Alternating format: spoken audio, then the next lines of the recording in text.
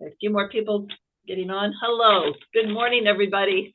And thank you for joining us for this special online program hosted by the Merowitz Center. My name is Laura Bryant, and a special shout out to Covenant Place, and I hope everybody enjoys the program. Our guide today is Elana Kaplan. She's a former St. Louisan and an independent museum educator and lecturer. She was an educator at the Metropolitan Museum of Art for 25 years and currently leads private tours of the Met and other museums, as well as virtual tours for groups around the globe. Last month, Elana highlighted how Greek and Roman art connects to Hanukkah. Today, she's helping the Merowitz Center welcome the winter season by covering some of the Met's most memorable winter scenes. And if you're in St. Louis, along with us at the Merowitz Center, you already know how perfect this program is right now. Next month, she'll be back to present another look at the ever-evolving American wing at the Met. So please help me welcome back Elana Kaplan, and we are always so very happy. My speaker isn't working, and I don't know why, and I can't hear it, which means I want people to do it. Hold on. Rants. I don't know how, I have absolutely no idea. Okay. I think we're okay. Okay, I've taken great. care of that. Go ahead, Elana. Okay, thank you so much, Laura, for planning the program. And when we brainstormed this program, we had no clue that it would be such a snowy day in St. Louis, but it's perfect for an online program looking at winter works of art. And I love that Fran's background could actually be one of the works of, it looks like it could be one of the photographs in our program today. So that's, it's great background, Fran. Just from the phone out the front door. That's amazing. It literally could be a photograph that we could fit into my program today. That's awesome. So what's also exciting about today is that a lot of times when I do programs, we focus on one artist or one exhibition or, one art movement. But today, with this winter at the Met, we're really going to be able to look at various art movements and do a little cross-cultural and comparing different art movements and different views of winter. So it'll be a very unique program. Okay, so we're going to get started, and I'm just going to do the screen share. Okay, so welcome to Winter at the Met. And this is a photograph I found online from a snowy day in New York, and I just thought it was such a beautiful photograph. So it's a great way to welcome in our winter series today. Okay, so this is the first painting that we'll be looking at. It's called The Forest in Winter at Sunset. It's done by the artist Theodore Rousseau. It's an oil on canvas. And just to give you an idea of the size, because of course all the works of art look similar size on the computer, this is a very large painting. It's 64 inches by 102 inches. It's a very, very large winter scene. This is a painting that captivates many visitors to the Met. And you actually have to spend a long time looking at it because I think when we first look at this painting, it just looks very dark and it's hard to really make out what it is. But as you look at it more and your eyes adjust to it, you'll notice there's amazing detail in this painting. So I'm actually going to spend a few minutes talking about this painting, and I'll give you time to let your eyes adjust to it and really see some of the details as I'm giving a little bit of a background to it. So the artist who painted this painting, Theodore Rousseau, he spent a lot of time in this forest. This is a forest that's called the Forest of Fontainebleau, which was outside of Paris. And many say that Rousseau was possessed by this forest. He actually spent over 20 years working on this painting from 1846 to 1867. He was an artist who advocated for painting outdoors even before the Impressionists. So we will look at some Impressionist paintings, but this is an artist who really spent a lot of time outdoors painting before the Impressionists did. And he spent most of his time actually in this forest, the Forest of Fontainebleau. He spent more time in this forest than his fellow artists. He often guided fellow artists to his favorite areas in this forest. And he worked in this forest in all the climates, even in the freeze of winter. He worked here in all different climates. This is, as we can see, a winter painting. But even when it was really cold, he would spend time in this forest sketching and painting. And he would really only return to Paris to advance sales of his paintings. Rousseau actually saw that there was an encroachment of industry and tourism in this area of Fontainebleau, and he appealed to Napoleon III to halt the wholesale destruction of the forest trees. And in 1853, the emperor established a preserve to protect the artist's cherished giant oaks that we see here. As I said, Rousseau worked on this painting on and off for 20 years, which was another reason that he wanted these trees to be preserved so he could, continue working on this painting. Just a little bit of a background to this forest. The forest of Fontainebleau, it's spread across 42,000 acres of dense woods, undercut with meadows, marshes, gorges, and sandy clearings. Quiet hamlets ring the forest, and there were many refuges for wood choppers and modest farm laborers. In the winter, you can imagine it was bitter cold in this forest, and in the summer, it was very warm. There was also often a lot of heavy rainfall, but all of these different climates together encouraged the growth of a wide variety of tree specimens, which was a great attraction for incipient landscape painters like Rousseau and his fellow artists from the Barbizon School. Many of you might have heard about the Barbizon School, which was actually named after the Barbizon village, which was located very near to this forest. The artists of the Barbizon School collectively embraced their native landscape, particularly the rich terrain of the forest of Fontainebleau, which we're looking at here. And they were really pioneering painters of nature. So as I've given a little bit of background, I'm sure your eyes have adjusted and you're noticing a lot more details in this painting that we're going to discover together in a few minutes. So this is a really a monumental forest scene. It's unrivaled for its scale and its ambition. It was begun early in Rousseau's career and actually remained unfinished at the time of his death. He worked on this painting for 2 decades, and he never displayed this painting. It was found in his studio when he died, despite the urging of Millet and other artist friends that he should complete it and exhibit it, but he never did. By one account, Rousseau's intention was to recreate the effect of a sunset he had seen in an area called Bas Brou, which was a section of the Fontainebleau forest. And he had seen this sunset in December of 1845. And a lot of people think he was trying to recreate that sunset.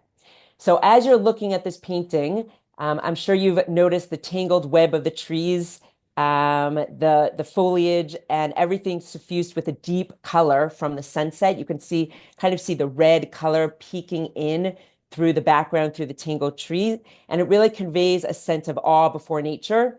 And it's amplified it's very hard to see, but there are actually 2 figures, 2 very small stoop figures that I'm pointing to.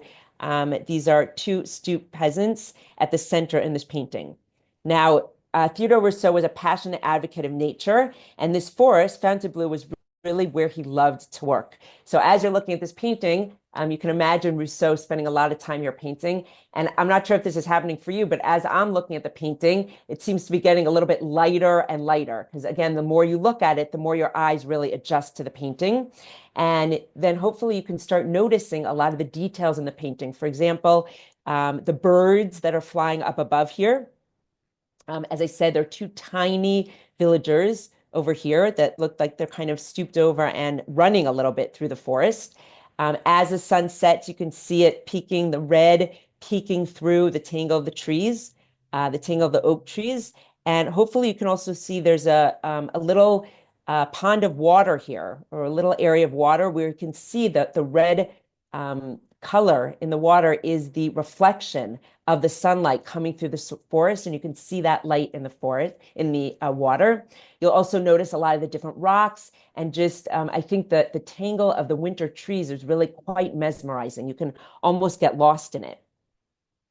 And again, all throughout the trees, you can see the flecks of brilliant red, again, peeking through, which show that the sunset through them. Rousseau's low viewpoint gives us a keen sense of the forest being immense and dense and kind of just there forever. This painting, of course, had special significance for Rousseau. His bold sketch-like depiction of the dense oak trees is a result of over 2 decades of work. And during that time period, he would paint, he would erase, he would repaint. And as I said, the picture remained unfinished in his studio when he died. So he saw this as an unfinished painting, although we have it hanging in the Met. And it's a painting that you'll when you walk by it, it's a huge painting. And often when I walk by it, you'll see people just sitting in front of it, kind of contemplating and looking at it. You can really spend a lot of time in front of this painting, noticing all the details. Rousseau actually knew this forest so well that he was able to, he painted most of this painting indoors from memory, from his memory of spending time in the forest, and also from some sketches. And this monumental painting was based on his years spent in close observation. It also has a foreboding feeling to it. He was definitely trying to depict not just the forest, but also a mood. And as I had mentioned a little bit before, the character of the forest changed radically with the advent of the railway in 1849. So once that happened, of course, that brought tourists and day trippers, which started flocking to this forest, which had in the past been quite a quiet space. So the railway was invented in 1849, which is 3 years after Rousseau started this painting. So when he started it, it was kind of his quiet space, and then it became overrun by tourists coming to visit it. At the same time that happened, commercial interest led to cutting down of old growth trees. So in 1852, a few years after he started the painting, Rousseau made a radical act of petitioning Emperor Napoleon III. And he actually wrote, this is what he wrote in his letter. He said, quote, "I ask you for protection for these old trees, which for artists are the source from which they derive their inspiration, their joy, and their future, and which for all visitors, venerable souvenirs of ages past," unquote. So it took some time, but ultimately he was successful. And actually, Emperor Napoleon III gave the forest protective status. He halted the wholesale destruction of the forest trees, and he established a preserve to protect this nature reserve, which actually made the forest at Fontainebleau the world's first nature preserve. So we're looking at a painting of the world's first nature preserve. So we're starting off with one of the large, we'll actually start with a large painting in the museum, and we'll also end with a large painting. And in between, we'll see some artists and how they responded to nature and how they responded to winter. So we're now going to go on to look at a few Impressionist artists who spent a lot of time painting winter. And as we're looking at the Impressionist painting, we'll remember Rousseau's painting, because of course, as I said, he was he predated the Impressionist painting outdoors. Okay, so the first Impressionist painting we're going to look at is a city scene. So we're going from a forest scene to a city scene. And this is a winter scene painted by the artist Camille Pissarro. And again, with all these paintings, there's so much to look at and so much going on. So as you're looking at the painting, I'll just give a short background of Impressionism. I know we've done that topic before together, but I want to just give a short background so you can really appreciate these paintings. Impressionism was a 19th century art movement. Characteristics of Impressionist painting include visible brushstrokes, open composition, an emphasis on light and its changing qualities, often accentuating the effects of the passage of time, and ordinary subject matter, such as landscapes and city streets, which we're looking at here. The Impressionists didn't idealize their subjects, but instead they painted what they saw. And Impressionists took the art of painting out of the studio and into the world, just like Rousseau did. They began making finished landscape paintings outdoors, which was called en plein air. They wanted to paint spontaneously on the spot to capture the ever-changing effects of light and atmosphere of a particular moment as they were looking at it, rather than making sketches outdoors and then returning to their studios to make a painting based on those sketches. So they would paint outdoors or looking out a window to paint what they saw in the moment. Impressionists used short, broken brushstrokes of pure unmixed colors, not smoothly blended, as was a custom of the time. The Impressionists painted realistic scenes of modern life, as we see here, and they emphasized vivid overall effects rather than details. So that's a background of Impressionists. And as we're looking at the next few paintings, hopefully you'll see some of those things we were talking about: the visible brushstroke, open composition, the change of light, and the change of color depending on the season, and also the paintings of modern everyday life. So Pissarro, we're going to be looking at a couple of his paintings. His inspiration and artistic style was constantly evolving based on the different environments he placed himself within. Pissarro lived from 1830 to 1903, and he's often called the father of French Impressionism, not only because he was the oldest member of the group, but also by virtue of his wisdom and his balanced, kind, and warm-hearted personality. Pissarro is the only artist to have shown his work in all 8 Paris Impression exhibitions from 1874 to 1886. And he acted as a father figure not only to the Impressionists, but also to 4 of the major post-Impressionist artists, Cézanne, Seurat, Gauguin, and Van Gogh. A fun fact about Pissarro was he was also the only Jewish Impressionist. His birth name was actually Jacob Abraham Camille Pissarro. His father was of Portuguese Jewish descent and held French nationality, and his mother was from a French Jewish family from St. Thomas.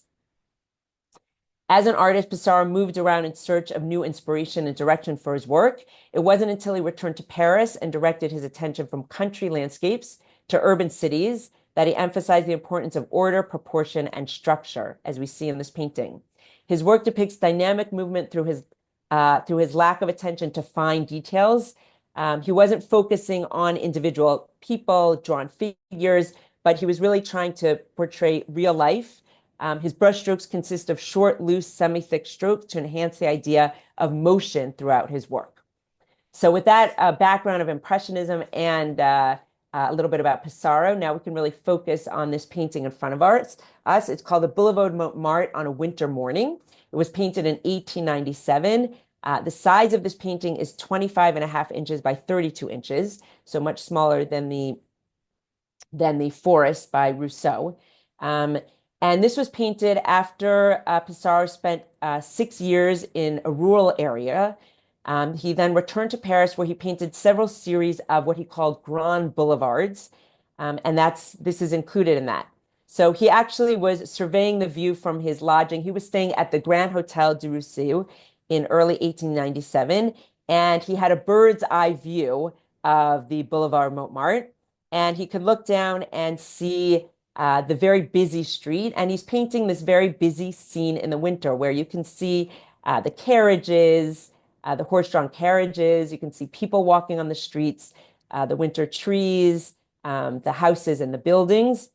And Pissarro, as I said, painted this in 1897. So between February and April of 1897, he was actually 66 years old, and he painted 14 canvases of this boulevard, of the Boulevard Montmartre. And again, he painted them in all different seasons, all times of day. We'll see a couple of them today, just so you can get an idea of his paintings. And he was really showing us the spectacle of urban life as it unfolded below his window.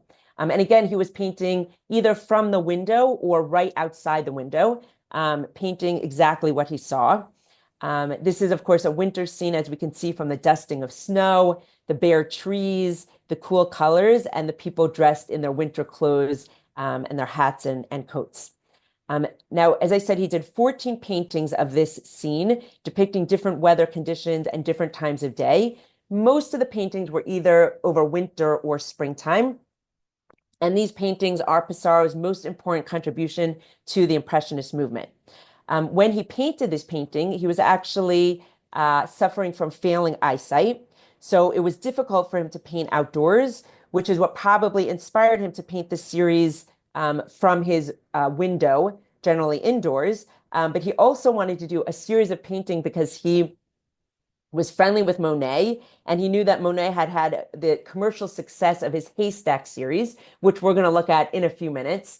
And Pissarro thought, you know what, I'm going to also do a series paintings. Again, series paintings is looking at the same subject in different seasons, different times of day, and showing how the subject matter changes depending on season and climate. Again, just a little bit about Pissarro's failing eyesight. That happened in the late 1880s, and he developed a chronic eye infection. It caused his eyes to water a lot. At the time, there was no cure for that, so it was hard for him to paint outdoors because there was a lot of wind and dust, especially when he painted in different seasons. So he started to have to paint more paintings behind closed windows, looking down at the seas, looking down at the scene. That, of course, influenced the subject of his work, and that's when he started doing more of these paintings of the grand boulevards. So again, he did this from his hotel room window, but he was really captured the city's bustling streets, and the street lamps also. Um, of the series, as I said, there's Boulevard Montmartre in the winter, there's Boulevard Montmartre in spring and at night. And these paintings that he did, the 14 paintings, are found in museums around the world. This one is at the Met, but there's also one in London's National Gallery. There's one in the Hermitage Museum in St. Petersburg. And then there's seven. So 7 are in public museums, and 7 are in private collections. So I want to show you how we're going to veer a little bit away from winter just to see some of these different series paintings so you can understand how these artists did series paintings. And also so that we can compare and really appreciate how he shows the seasons in these different paintings. So the next painting is actually Boulevard Montmartre on a spring morning. And again, he did all these paintings between February and April of 1897. This one is spring, so you can really see how the same street, the same subject looks completely different in a different season and a different day. Look at the trees, looking at the street light, and some of the things on the street are the same, but the color is different. The full trees. And this shows us Pissaro's ability to seize unique moments, such as a unique hour or season. Again, from his hotel room overlooking the boulevard, he captured the life and movement of the street in small, rapid brushstrokes. And he considered his work very modern when he was painting this. And he said, quote, "I'm delighted to be able to paint these Paris streets that people have come to call ugly, but which are so silvery, so luminous and vital." And now let's just look at these two paintings next to each other. So we have the winter scene of Boulevard Montmartre and the spring scene. And again, that's putting them next to each other. You can really see how the Impressionist artists, showed the same subject matter, different season, different times of day, to really show how season and light, atmosphere, time of day really affects the subject matter. I just want to talk a little bit about this spring painting because it has a very interesting provenance.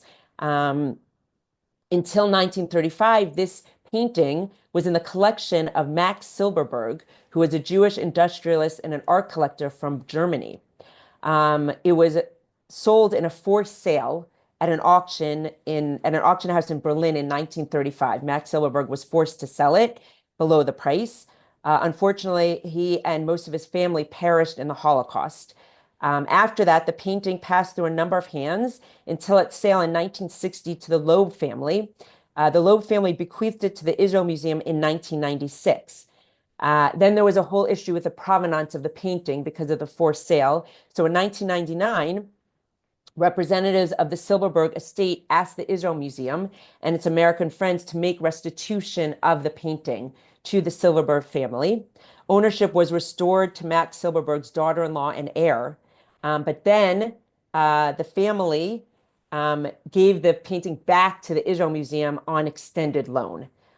So there's a lot of background to this painting, and I think it's very interesting that Pissarro, as the only Jewish impressionist, and the painting then was owned by a Jewish family, and now it is on display at the Israel Museum.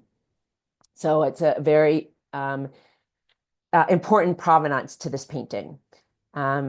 I want to look at one more in this series just because these 14 are so fascinating. Again, it really highlights the Impressionists and what they were trying to do. This painting is called the Boulevard Montmartre at Night. And this one is at the National Gallery in London. And again, it's another one of those 14 views of the Boulevard Montmartre that Camille Pissarro painted in 1897. In this series, he painted the boulevard in all weather. You saw in snow and winter. He also painted in rain, fog, mist, sunlight. He painted different times of day, morning, afternoon, at sunset, and at night. This one is the only example of a night painting by Pissarro. It's his only night painting. And we can see here that he was especially fascinated by the different types of artificial light, which are reflected in the wet pavement that you can see. So the cool white of the newly installed electric street lamps that we can see over here along the center of the picture contrasts with the warm yellow gas light in the shop windows that we can see on the side and the oil burning lamps of the cabs that line the streets. So the brushwork here has an almost abstract gestural quality, as Pissarro applied the paint as a patchwork of dashes and dabs to suggest the passing crowds and the traffic and the city's shimmering lights. So I think it's just amazing to look at. And these are just 3 of the painting in this 14 painting series. You can Google them and see some of the other ones in different seasons and different weather. But I think these paintings really give us an idea of what the Impressionists, mainly Pissarro and Monet, were trying to do with these series paintings. I think it's also just fun to see a street scene from 1897 and the different kind of transportation and the clothing and all of those things. So we'll continue with this idea of series paintings, focusing still on Pissarro with our next painting. And these are a series of paintings that he did of this Garden of the Tuileries. So the one we're looking at here is called the Garden of the Tuileries on a Winter Afternoon. This was painted by Pissarro in 1899, so 2 years after the Boulevard series. And the size of it is 29 inches by 36 1/4 inches. So in late 1898, Pissarro undertook another series paintings, another set of 14 paintings that he did of the views of the Tuileries Gardens in the center of Paris. So again, he's doing another series of 14 paintings, but this time focusing on a garden instead of on a city street. So in December of 1898, Pissarro wrote from Paris that he had obtained an apartment at 204 Rue de Rivoli, opposite the Tuileries Gardens, with a superb view of the garden. And also he had a view of the Louvre and a view of the steeples that you can see back here of the Church of St. Clotilde behind a clump of chestnut trees. He loved this view from his apartment, and he decided to make this series of 14 paintings of his view of the garden. So during the following winter and spring, he painted 8 cityscapes looking toward the Louvre and 6 cityscapes, including this one of the Tuileries Gardens with the church in the background. So he painted, different from different viewpoints of the garden. So as we're looking at this painting, we can see throngs of Parisians milling about the broad pathways of this immense formal garden.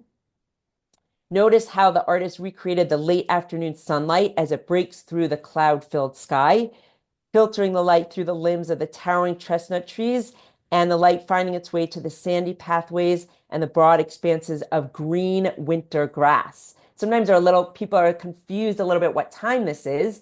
It is a winter scene. You can see that from the trees, but it does still have this green winter grass here.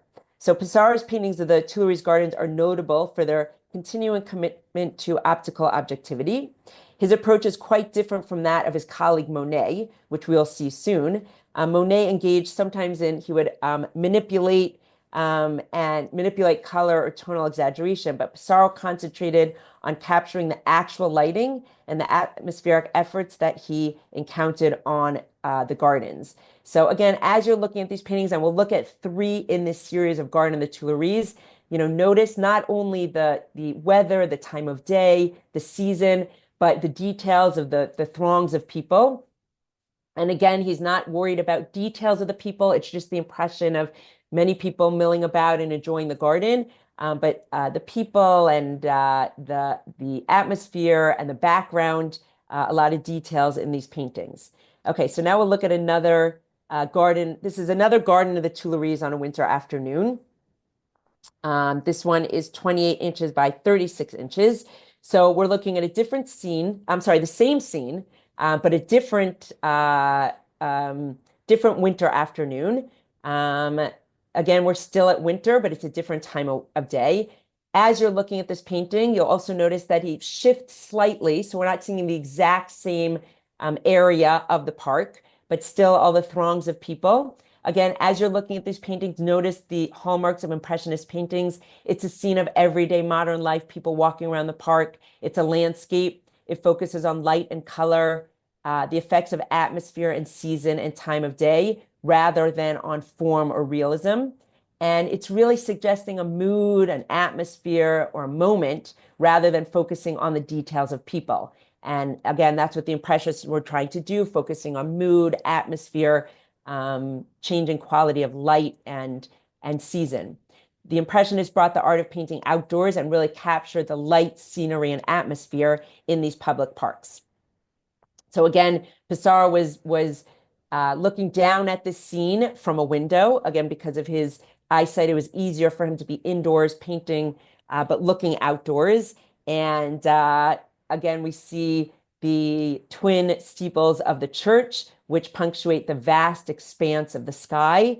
He also gives attention to, again, the changes in light, atmosphere, and climate, but also the comings and goings of people here, the seasons of the year, which we'll see. And he's really focusing on this single site, but doing this series of paintings so we can see how it changes depending on season or time of day.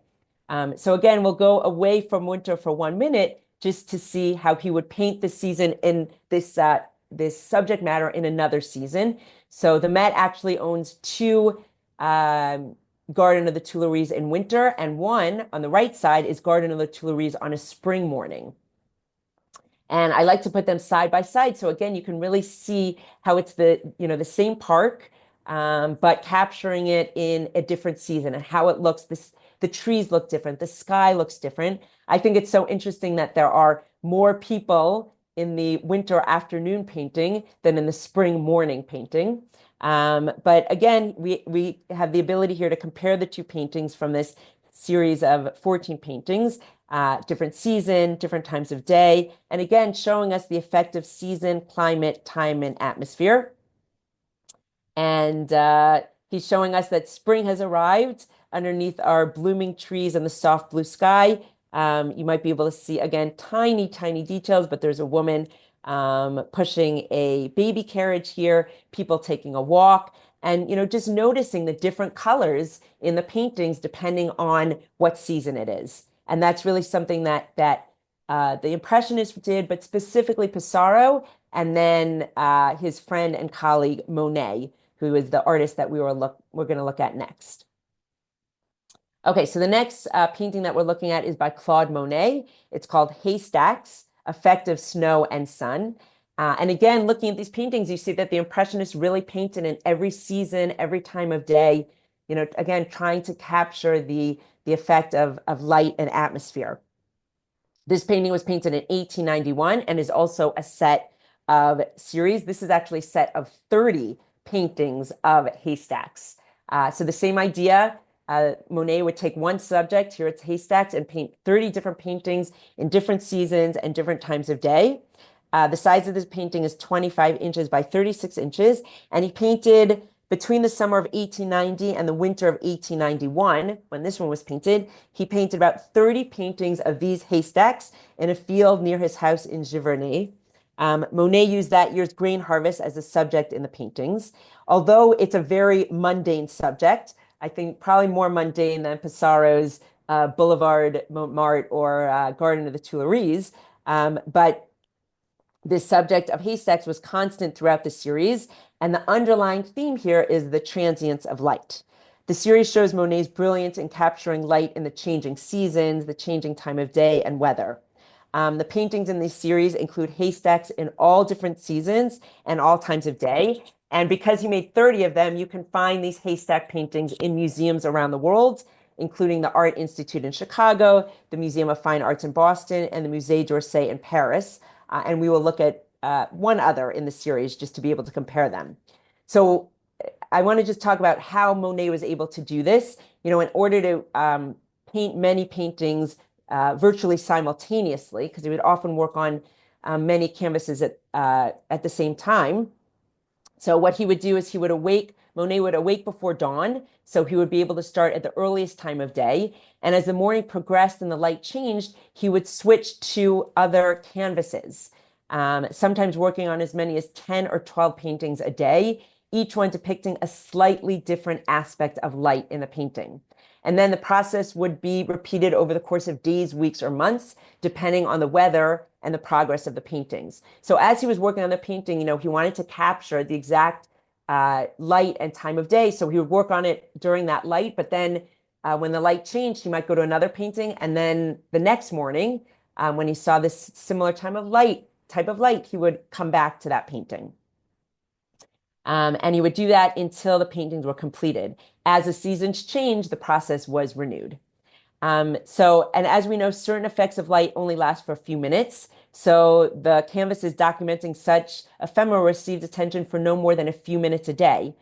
Further complicating matters, the light of subsequent sunrises, for example, could alter substantially and would require separate canvases within the series. And that's why he ended up making 30 paintings of this subject matter, because of, the changes in light and the changes of season. So this is a quote from Monet when he was working on these series paintings. He said, quote, "I'm working very hard, struggling with a series of different effects of haystacks, but at this season, the sun sets so fast I cannot follow it. The more I continue, the more I see that a great deal of work is necessary in order to succeed in rendering what I seek." So he really wanted to capture the light exactly, as he was seeing it, while he was seeing it. The Haystack series was a huge financial success. Most of the paintings sold immediately for as much as 1,000 francs. In addition, Monet's painting prices in general began to rise steeply. As a result, he was able to buy outright the house and grounds at Giverny and to start constructing a water lily pond, which we're all familiar with his famous water lily paintings. I know the St. Louis Art Museum has one of those. So, and again, because of the series of this, because of the success of the series, Pissarro saw how successful it was, and then he also started painting these series paintings. So it had an effect on other artists as well. I want to look at one more of these paintings of haystacks. Again, we're veering away from our winter theme a little bit. But I just want to, again, give you an idea of what he was doing here. So here we have stacks of wheat at the end of summer. This one is in the Art Institute of Chicago. And you can see how, again, it's the same subject, the same haystacks, but because of the different season and the different light and different atmosphere, how different the paintings look. So again, in our haystacks in summer, you can see all the white, the snow, the blue shadows, and really it gives us a cool feeling because he's using these cool colors. And then when we look at the end of summer one, much warmer colors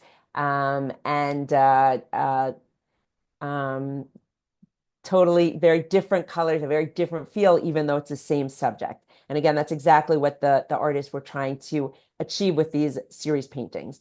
So we're going to look at one more winter painting by Monet. And as I said, he did a lot of winter paintings. Here we have a painting, it's called Ice Flows. This was done in 1893, and it's 26 inches by 39.5 inches. So because of the prolonged freeze and heavy snowfalls in the winter of 1892-93, Monet was inspired to capture their effects on the Seine River in a series of paintings. He actually did these paintings not far from his home in Giverny. And you can see the river here. He also was very interested in not only shadow, but in reflection. So you can see here he has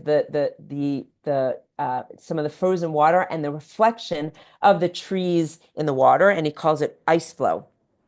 So this river had frozen in mid-January of 1893, but it began to thaw on January 23rd, and that's when he was painting this. And he actually said in a letter to his dealer, he wrote that the thaw had come too soon for him. He wasn't finished with his painting and the thaw had come too soon. So the result was that he could only do 4 or 5 canvases instead of, his usual, he usually did more canvases in his series paintings. But by the end of February, he was able to finish more paintings. So he ended up doing more than a dozen of these paintings of the ice flows. This one is actually a painting that he did of the melting ice flows. So this was part of the 5 series of the melting ice flows, but then he ended up doing 12 in this series. So you can see that both Monet and Pissarro enjoy doing these series paintings in all different seasons and different times of day. The last Impressionist artist that we're going to look at in this talk is Alfred Sisley. And I want to tell a little bit of a background because I think he's not as well known as of an artist. You can see that he signed his name here. As I'm giving a little bit of a background, you'll be able to look at this painting and notice all the details in this painting. So Alfred Sisley was actually an English Impressionist landscape artist. He was born in 1839 He died in 1899. He was born in Britain, but he spent most of his life in France. He's recognized as perhaps the most consistent of the Impressionists, never deviating into figure painting or finding that the movement didn't fulfill his artistic needs as some of the other Impressionist artists did. Beginning in 1862, he studied with Claude Monet and Renoir, and together they would paint landscapes on plein air, in the open air, in order to realistically capture the transient effects of sunlight. This approach, which of course was innovative at the time, resulted in paintings more colorful and more broadly painted than the public was accustomed to seeing. Among the Impressionists, Sicily has been overshadowed by Monet. Many of us are much more familiar with Monet's works of art, but Sicily was very friendly with and worked with Camille Pissarro, and I think his work most strongly resembles that of Camille Pissarro. So the painting that we're looking at here is called Rue Eugène Moussoir at Moret, Winter. It was painted in 1891. It's an oil on canvas, smaller than some of the other paintings we've been looking at. It's 18 3/8 inches by 22 1/4 inches. So shortly after, there was an exhibit of snowy landscapes in 1867. And then several artists, among them Monet, Renoir, and Sisley, explored the possibility of landscapes in winter, painted in white or gray with just a few touches of bright color. So Sisley, like Monet, continued to paint snow scenes for the rest of his life. And this work has a nuanced palette and an expertly rendered brushstroke, is one of several that Sisley made in the winter of 1891 at Moret, which was south of Paris. And it depicts a street, Rue Eugène Moussoir, bordered by the wall. You can see here, this is actually a wall of the village hospital. And this painting that we're looking at was painted just minutes from Sisley's home. So I think it's really interesting to look at this painting, again, noticing the hallmarks of Impressionist painting, short brush strokes, a scene of everyday life, open composition, but really showing us the season with the snowy streets, which I'm sure you can relate to. I know you have a lot of snow on your streets now as well. The bare streets, snow on the rooftops also, but really a scene of everyday life, people walking down the street in the snow. And again, it's really amazing to look at these paintings and when they were painted, and also noticing, fashion, what people were wearing, architecture, and all the other details in these scenes of everyday life. Okay, so we're going to move on now to some American artists. This painting was, so now we're moving from France. We're moving to America, specifically to New York, and we'll look at some snowy New York scenes. This one is called Winter in Union Square. It was painted by Childe Hassam in between 1889 and 1890, and it's 18 1/4 inches by 18 inches. Just a little bit of a background of the artist Childe Hassam, and I also want to connect him to the Impressionists that we were just looking at. And as we're looking at his painting, you'll notice some similarities between his painting and the Impressionist painting. So Childe Hassam, he lived 1859 to 1935. He was a pioneer of American Impressionism, and perhaps the most devoted, prolific, and successful practitioner of American Impressionism. He was born in Dorchester, Massachusetts, which is now a suburb of Boston, into a family descended from the settlers of the Massachusetts Bay Colony. So Hassam was equally adept at capturing the excitement of modern cities and the charms of country retreats. But here we're looking at one of his modern city paintings. And he really became the foremost chronicler of New York City at the turn of the century. After establishing his reputation in Boston between 1882 and 1886, he studied in Paris from 1886 to 1889. And there he was unusual among his American contemporaries in his attraction to French Impressionism, which hopefully you can see. We just looked at French Impressionist paintings. Now we're looking at his American Impressionist paintings, and hopefully you can see the influence from the French Impressionists. After he studied in Paris, he returned to the United States late in 1889, and then he moved to New York, where he lived for the rest of his life. He did paintings of Boston, Paris, and New York, which were three urban centers that he liked to really capture with affection and originality. Although he was unusual among the American Impressionists for his frequent depictions of burgeoning cities, he also spent long periods of time in the countryside painting there.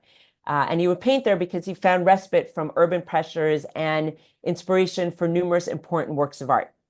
He created more than 2,000 oil paintings, watercolors, pastels, and illustrations. And after 1912, he made more than 400 etchings and other prints.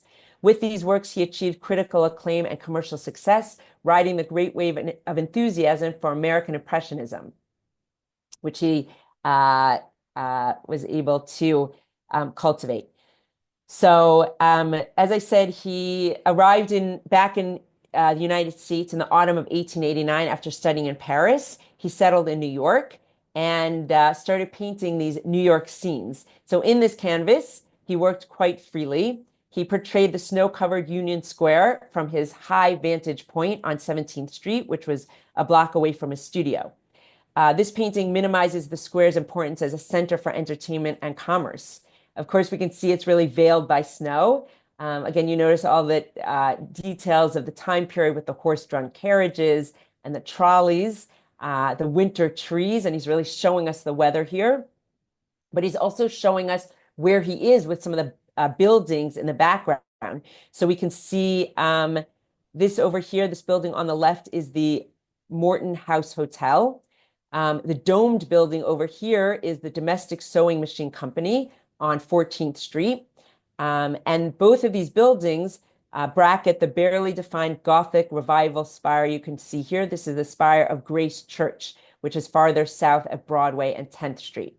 So he's both showing us the park at Union Square, but also the buildings outside of it. Again, I love looking at these paintings, not just showing us the weather and how the weather affects the scene, but also just seeing the buildings and the horse-drawn carriages and winter in Union Square in 1889.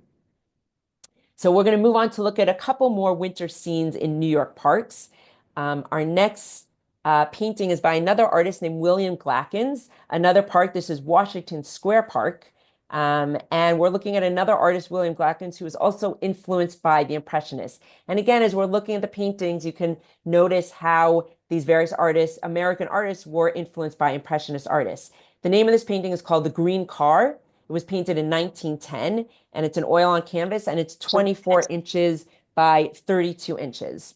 So William Glackens was a keen observer and an able recorder of the rhythm and details that comprised daily life for urban dwellers in the early 20th century America. Just a little bit of a background of William Glackens as an artist. As a young man, he earned a living as an artist reporter for several newspapers and magazines, first in his native Philadelphia and then in his adopted home of New York after 1896. His recording of the episodic drama of everyday occurrences served him well in his other career as a painter, in which he was able to capture the smallest details of gesture and incident, which I think you can really feel in this painting, thus endowing his canvases with a sense of spontaneity and life. So William Glackens actually had a studio on Washington Square Park, very close to where this painting was painted. And it was really in New York's bohemian Greenwich Village. And that's where he painted this painting called The Green Car. So look at this painting carefully. There's really a lot going on here. And again, I think he captured the spontaneity and life of the park.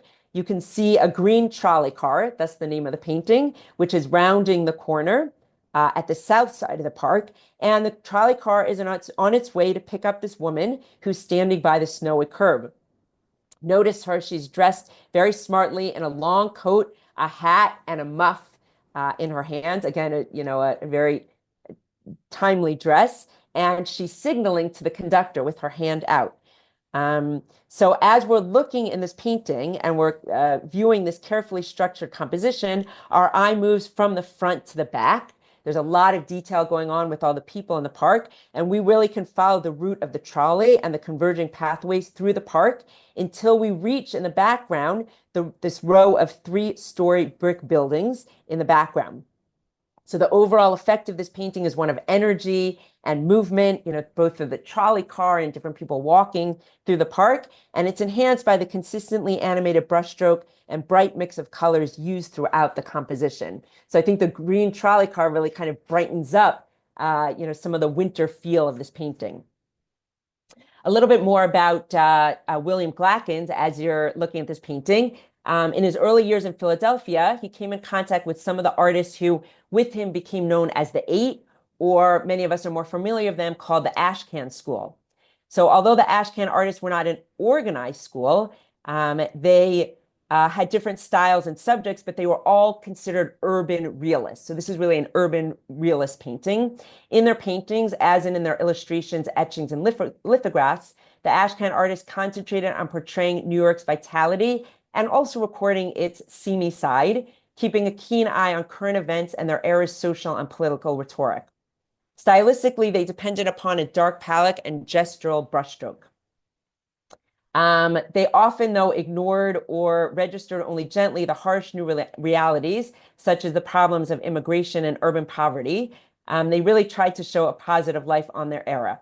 Along with the American Impressionists, the Ashcan artists defined the avant-garde in the United States. And Glackens gained recognition for his paintings when he had an exhibit in 1908.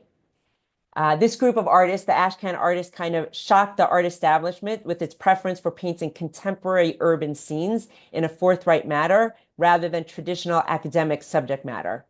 But of all the members, Glackens was most obviously influenced by the Impressionist artists, which we can see in this painting. He had actually visited and worked with Impressionist artists during his trips to France in 1895 and 1896. Where he was most influenced by the feathery brushstroke and the palette of Renoir. So this is one Glackens painting. We'll look at one more because he did a couple of winter paintings, and the Met has a number of them. So again, we're looking at another park. This is a very famous New York park. It's Central Park in the winter. This was painted around 1905, and it's 25 inches by 30 inches. Again, take a look at this painting. Notice all the details. As I give a little bit of a background to it. And really, you can see how his influence of the Impressionists when he painted these outdoor scenes. So as you're looking at this painting, notice the group of children who are sledding down the gentle slope under the watchful eyes of their moms. Again, notice the clothing that they're wearing. You can really see, even if you didn't know it was 1905, you might be able to tell from the clothing they're wearing, from the sleds that we see here, the baby carriage, and all the people kind of enjoying their day in the park. So as I had said, William Glackens, as a member of the Ashcan School, they were a group of urban realists who wanted to really portray the hardships of city life in the early 20th century. But as you can see from this painting, they really view the world through rose-colored glasses. As we can see here, this doesn't seem like the harsh reality of New York life. We can see the children are warmly dressed, they're well-behaved. The adults in the painting are very fashionably dressed in their coats and hats, and they appear to be at leisure in this painting as well. Even the surroundings in this painting are quite idyllic. It's a snowy day in the park. It's not a corner in, one of the slum neighborhoods in New York. So as we can see from this painting, Glackens and other Ashcan artists kind of selectively documented a transitional time in American culture, sometimes choosing to ignore or only registering gently the harsh new realities that were happening at the time, such as urban poverty and immigration. But I think this is the painting really gives us a feel for a winter day with the snow, the white, the blue, the cool colors in the painting, and, people just enjoying the park. Also, interesting what Glackens does here is his use of the color red, because there's so much going on in this painting that his way to move our eyes around this painting is by placing red strategically throughout the painting. So you see we're kind of brought into the painting through this red sled, and then we see red on the child's hat. We see red on this hat, some red in the coats, and it kind of brings us through the painting, even some red back here on the people walking. And this brings our eyes through the painting to even notice the background with the people walking in the back and the lights in the park, and all the many, many details here.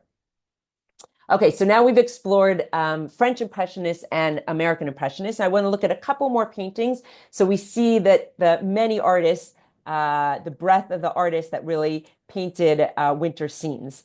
So I also want to show you that it wasn't just artists working in oil on canvas, but we had artists using many other medium beside oil on canvas to portray winter scenes. So we'll start looking at winter scene that's a watercolor painting.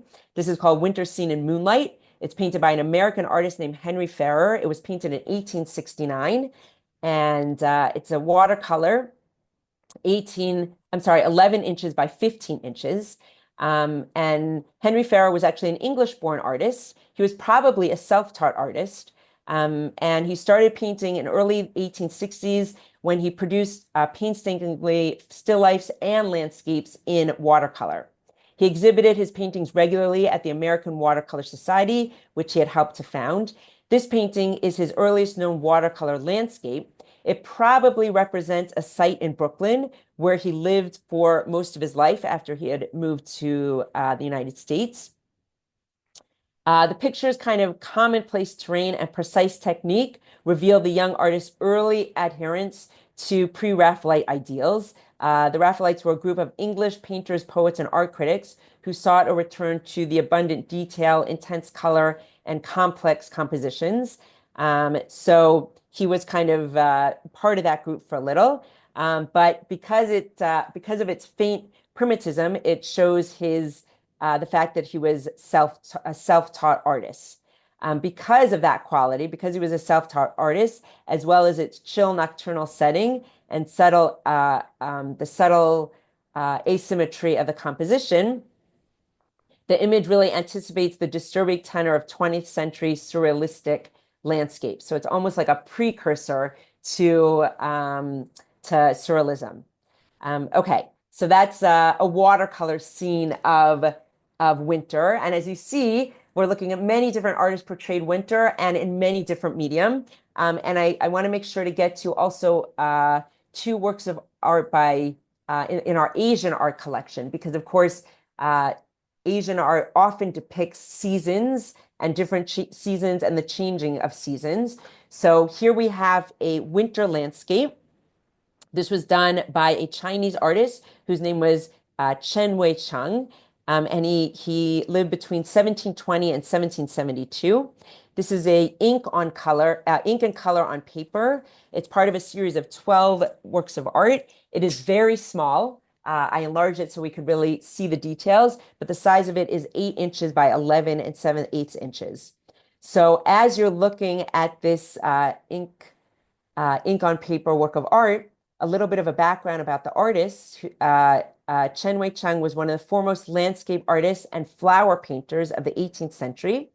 He enjoyed a brilliant official career as an artist, but he also rose to the rank of vice president of the Broad Works. So he was a high-ranking official as well as a leading Chinese court artist of the mid-18th century. And actually, the Qinlu Emperor considered Chen Wei-cheng to be one of the most outstanding painters of his age. And thus, he made him a court painter. In over 20 years of service as a court painter, Chen Wei-cheng produced more than 275 paintings for the emperor, and this is one of them. And even after the artist's death in 1772, the emperor continued to add appreciative inscriptions, which he did on this work of art as well. So as we're looking at this, amazing scene of winter, and as I said, this one is done with ink. And you can see, again, the artist emphasizing this winter scene, the bare trees, the birds flying in the distance. And I think it's so interesting to look at this at the end of our talk and kind of compare it to some of the other artworks that we've been looking at today, and really seeing how different artists depict winter, in various medium and different time periods. Again, this was done in the 1770s, but I think it's just so interesting to look at the various medium that artists use to depict these winter scenes. And we'll look at one more winter landscape. This one is done by a Japanese artist whose name was Hayakuhi. It's dated 1840. These are hanging scrolls, and it's also ink and color on silk. These are 41 inches by 14 inches. So this is actually, it's done by a Japanese artist, but it's of an imaginary Chinese style landscape. And the artist, Hayakuhi, was a samurai painter who spent most of his life in Japan. And he was inculcated, though, with studying the Chinese classics and poetry.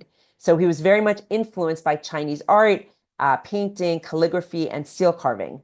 The artist was not only a skilled painter, but he also excelled in Chinese poetry and calligraphy. And he also, on the side, was a scholar of military strategy.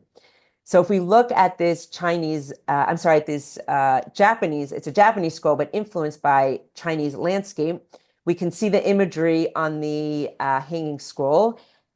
So you'll notice that it's a landscape, and there aren't any people in this vast winter landscape. It's really focusing on the trees and the mountains and the scenery. In the foreground, you'll see there's a magnificent tangle of trees and plants of various species. And actually, some of these trees and the trunks and the way it was painted remind me of our first painting by Rousseau, with all the tangle of the trees and the branches. And you'll notice that it's very meticulously and compulsively brushed with painterly precision and using a lot of patience. Of course, we can tell that the season is winter because of the trees. You can see the leafless branches. And you can also see that he used this dark ink and also pale gray, which outlines the surrounding area. To add to the complexity of the composition, there's actually a waterfall that might be a little bit hard to see, but there's a waterfall in the background over here, which forms a backdrop to accentuate the gnarled trunk of these aged trees. As your eye follows through the painting, you can see a lot of rocks and massive rock outcrops, and it also almost has a feeling of being three-dimensional. And that's because he used various texture strokes and ink dots in the way that he created it. So these two works of art that we looked at, I just did one example of a Chinese painting and one example of a Japanese hanging scroll, but they really highlight the centrality of seasons in Asian works of art. And this actually could be a topic on its own with all the paintings that we have and works of art in our Asian art collection. But I want to definitely make sure in our last few minutes to get to a couple of sculptures of winter, because we have not only paintings and of winter, but as I said, many artists depict winter in various mediums. So here we'll look at two sculptures depicting winter. This one is an American sculpture. It was sculpted between 1800 and 1810. It was possibly made in Salem, Massachusetts, or in Boston, Massachusetts. It's carved out of wood, and the height is 12 1/8 inches. Although the personification of the four seasons was a common subject for engravers and printmakers in the 18th century, it wasn't so common to make carved statues of the four seasons. So this is a very rare work of art. This is actually part of a set of all the four seasons. So here we see winter, and it's depicted by the muff, which we had seen connecting us back to the Glackens painting of the woman with the muff who was holding her hand out for the streetcar. But let's just look at the other seasons depicted, because we see that we have spring depicted by flowers, and we have summer depicted by wheat, and autumn depicted by a basket of fruit. And of course, then we have winter, getting back to our subject, depicted by the muff. So this artist is showing us a season based on what the figure is holding and a hint to the season. So interestingly, that there was little demand in the United States for sculptural carving during this time period in the early 1800s, besides for ships' figureheads. So these surviving examples of non-maritime wood sculpture were very rare and were mostly found exclusively in Boston or Salem, Massachusetts. So we're looking at a very rare figurative sculpture carved out of wood for that time period. And I want to compare it just with one more sculpture. This one is a different material. It's made out of bronze, a different time period. This was made in 1787. So about 15 years before the wood sculpture. But the wood sculpture, of course, was made in America, and this one was made in France. And it's also larger. This one is, the sculpture is 56 inches by 15 inches by 19 inches, made out of bronze. So again, this is a very different personification of winter. It's actually a feeling of winter as opposed to an object representing the season. So this bronze it's a bronze sculpture of this shivering woman who's draped in cloth, trying to protect herself from the cold. The artist who made it, Jean-Antoine Houdon, also made a marble version of the sculpture in 1783. So he made first a marble version, and then he made this bronze version, and it was intended to be an allegory of winter. So here we can see, again, it really gives us a feel for winter, and I'm sure for those of you who are in St. Louis and experiencing this cold winter, you can really empathize with this sculpture. A lot of people have different reactions to the sculpture. Some people have a feeling they want to protect her. She's kind of shivering and drawing drawing the shawl kind of close to her. Some people actually feel cold when they look at this and even shiver when they look at the sculpture. Some people feel quite empathetic to her and feel sorry for this cold woman who's certainly not dressed for this winter weather. But there's definitely a feeling of winter, cold, shivering despair in this painting, in this sculpture. And I think it's interesting to compare these artists' depiction of winter and these two women and how they're showing us winter in these two sculptures, and also the material, and noticing how the artists are able to sculpt these sculpture out of wood, and the details in the bronze one of her body, her muscles, the folds in her shawl, all created in a bronze sculpture, which was quite amazing seeing that. Okay, and then we will end, as I said, we started with a very large painting. We're ending here with a very large painting of another winter scene, a historical winter scene, Washington crossing the Delaware, which I won't speak about that much because this is kind of just leading us into and whetting our appetite for our next topic, which is going to be the American wing, which we'll talk about next month. But I felt like I couldn't do a winter theme without looking at the very famous Washington crossing the Delaware, which was painted in 1851, and which is one of the largest paintings in the museum at 149 inches by 255 inches. And again, I'm not going to spend a lot of time on it because we're out of time, and also because we'll talk about this more when we look at the American wing at the Met.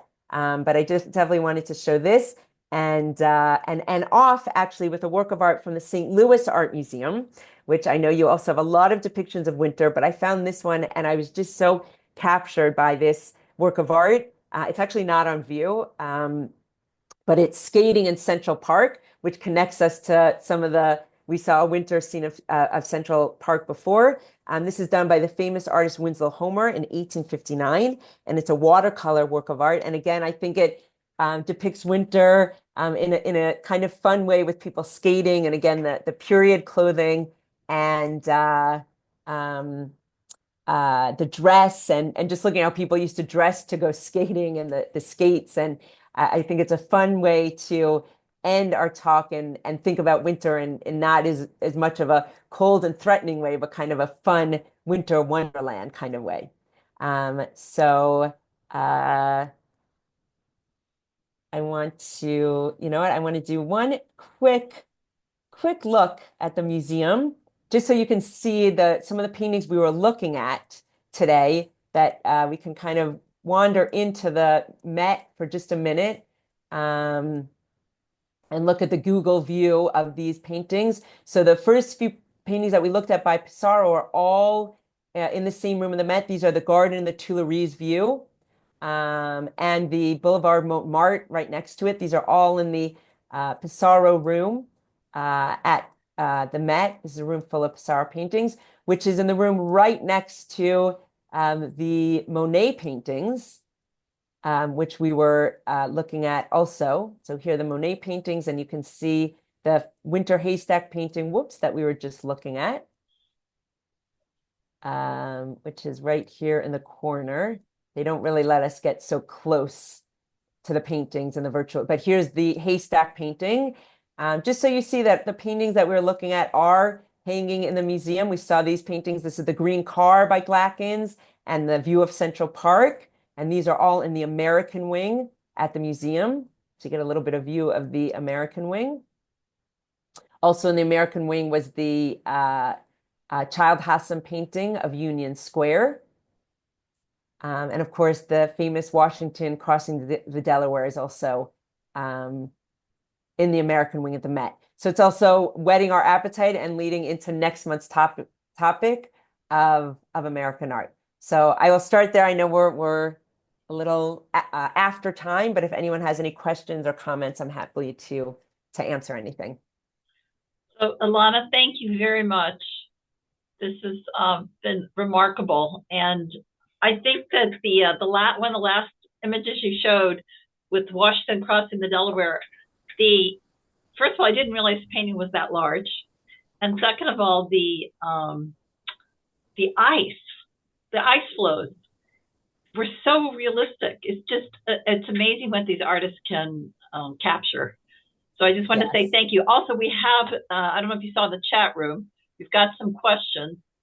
So okay, I don't know if you see the first one about the forest, who completed the forest painting? No, nobody completed it. Although it looks like a completed painting to us, Rousseau did not feel like it was complete. So he never exhibited it. And as I said, he worked on the painting on and off for 20 years, but he didn't feel like it was a complete painting. So he didn't exhibit it, but that's the painting that he made. No one added to it. For us, it's a complete painting, but he didn't feel that it was. One of the things I thought was interesting is you encouraged us to look at the painting for a while and let our eyes adjust to the darkness.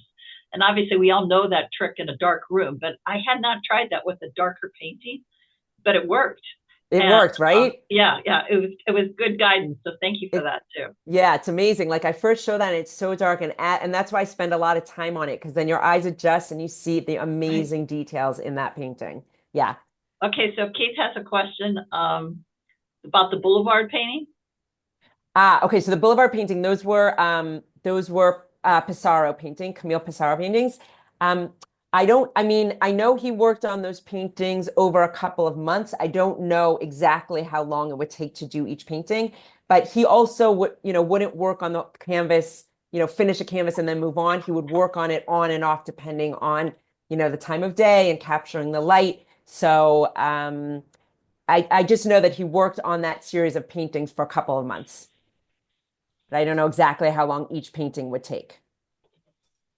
And you see Joanne's question? Yeah, so it's so interesting. I know a lot of people say that not Manet, but Monet was a father of French Impressionism. So some people say it was Pissarro, some people say it was Monet. Pissarro was actually older than Monet, but they did work together. So I guess we can say they were both the fathers of French Impressionism. They were the elder statesmen of the group, that's for sure. Okay. Anybody else have any questions? You want to raise your hand? Any comments you want to make? Okay, I know we ran a little bit late today, but it was definitely worth it. And I was going to say one thing before we close up today. The green car painting, the thing that I thought was interesting was the reflection in the street. There's water, so clearly the snow is melting. So it's probably late winter. And how the artist captured that, the coming warmth, but there's still snow on the ground. I guess those details just amaze me. Yes. Yeah. And you can see from that also how he was influenced by an impressionist with the idea of reflection in the water. And that, yes, definitely. Thank you for pointing that out. Okay, so next month, the American Wing, and Lana will wrap up her 3-part winter series, which has been a lot of fun. And we'll see you next month in February. Great. Great. Okay, Thank stay you so warm, much. everybody. Stay warm. Yeah. Bye, Thank you. Lana. Bye. Bye-bye.